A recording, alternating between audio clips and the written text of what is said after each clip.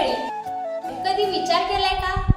भर दुपारी पंख्याखाली बसूनही आपण घामाघूम होत असतो, तेव्हा कोणीतरी रखरखत्या उन्हात अणवाणी पायाने काळ्या मातीत कष्ट करत असतो.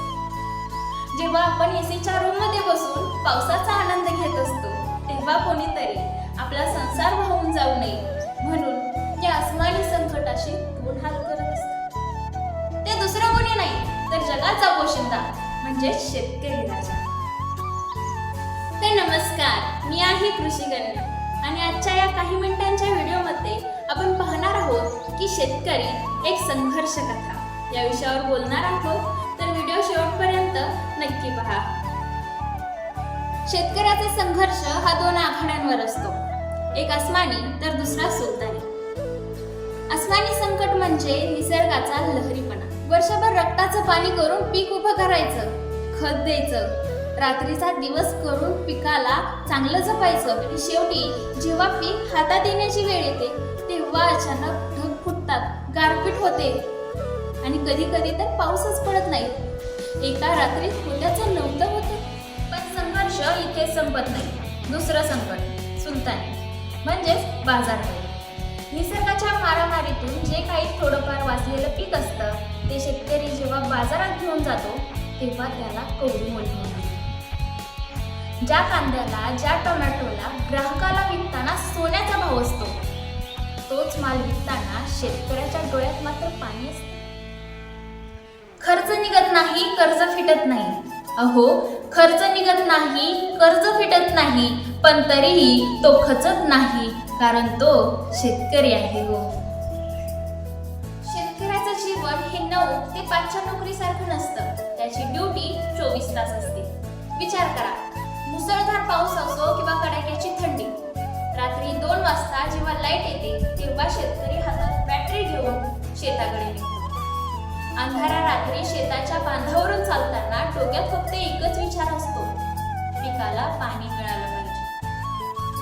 मग वाटेत साप असो, विंचू असो किंवा जंगली प्राणी, स्वतःच्या जीवाची पर्वा न करता तो केवळ पिकासाठी जगतो. घरची परिस्थिती बेताचीच असते. मुलाचं शिक्षण, मुलीचं लग्न, आई वडिलांचा औषध उपचार, या सर्व जबाबदाऱ्या काळ्या आईच्या उत्पन्नावर अवलंबून असतात. स्वतः फाटके कपडे वापरेल, स्वतःची स्वप्ने बाजूला ठेवेल, पण या जगाला कधीच उपाशी झोपू देणार.